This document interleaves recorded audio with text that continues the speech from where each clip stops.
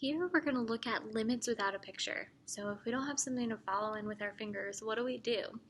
Well, there's really three methods.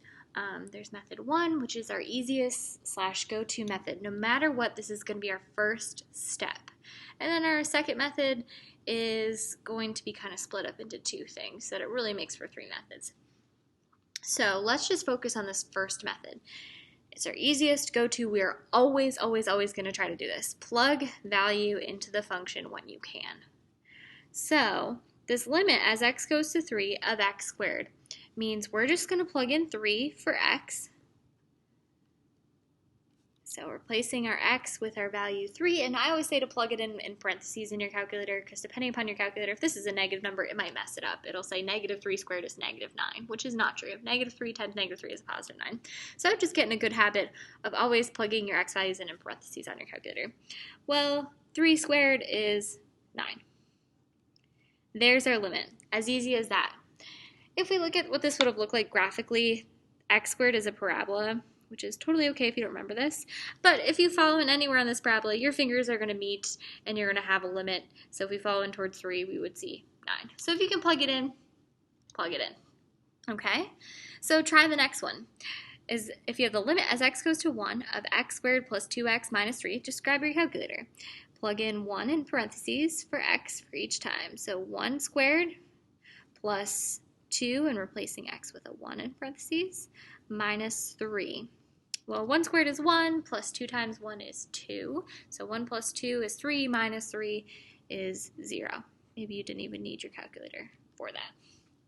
So plug it in if you can. There's your answer. Simple as that. Let's try this next one. This is called a piecewise function. F of x is split up into a couple pieces. This first piece says plug into the absolute value of x plus 1 as long as x is not equal to 2. And again, it's always just easier to read these on your own paper that you printed off than on mine. But f of x is either absolute value of x plus 1 as long as x is not equal to 2. But if x equals 2, plug in and get 5 as your other piece of the piecewise function. So if we follow this first go-to method, which says just plug it in, and we want to plug in the limit as x goes to 2, and where would we be able to plug it in? Well, the top we can plug in as long as x is not equal to 2, and we plug into the bottom when x does equal 2.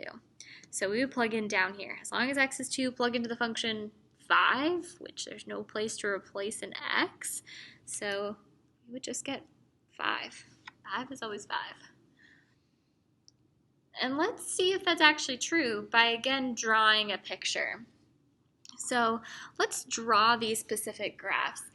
And to do this, we want to get near 2. So I'm just going to draw by plugging in a couple x values into here. So I'm going to plug in x, and I want to plug in close to 2.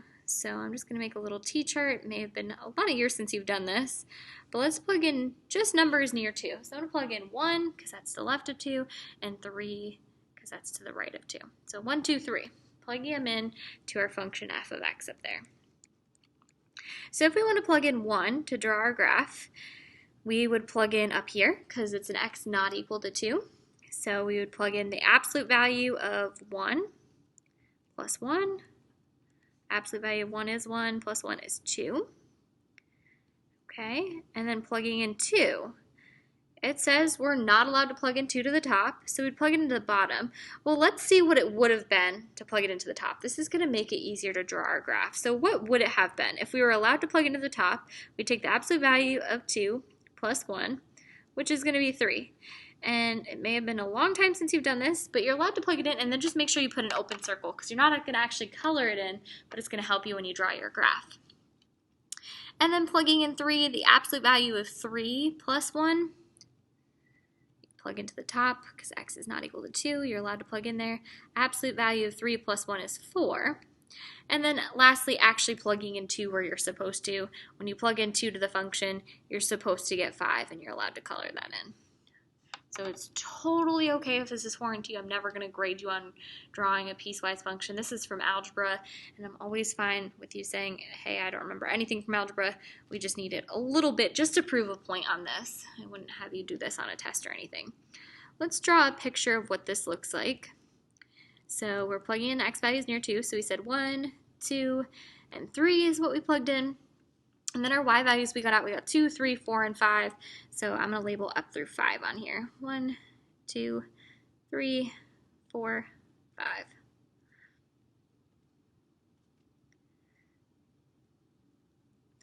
Okay, and we're going to draw a picture of what this looks like. So our first piece, f of 1 was 2, so we have the point 1, 2.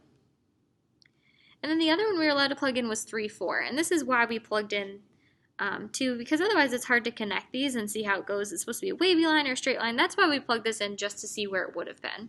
So we have 1, 2. We have 2, 3, and that has to be an open circle because technically we weren't allowed to plug it in. And then we had 3, 4. And we can connect these.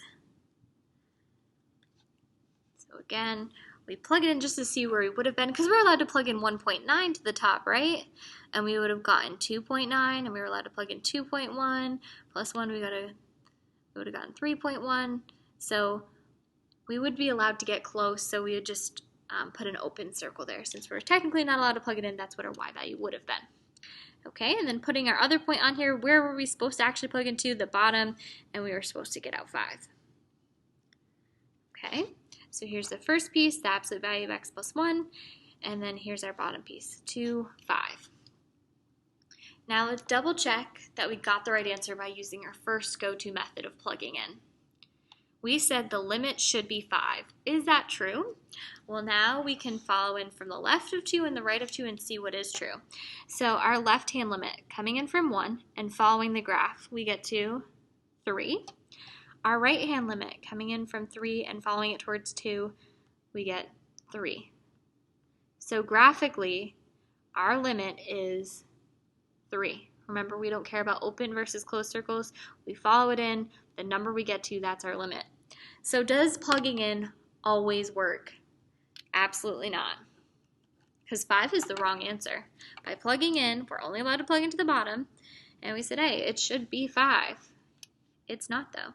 Following from the left and the right, the answer is 3. So again, I'm not going to have you draw piecewise functions. Don't freak out. This is just to show you why we don't only have one method. We can't just rely on plugging in, because when you have a hole, it didn't work out. So all we wanted to get out of this example is we can't always just plug in, which is why we have more methods. But that's the plugging in method.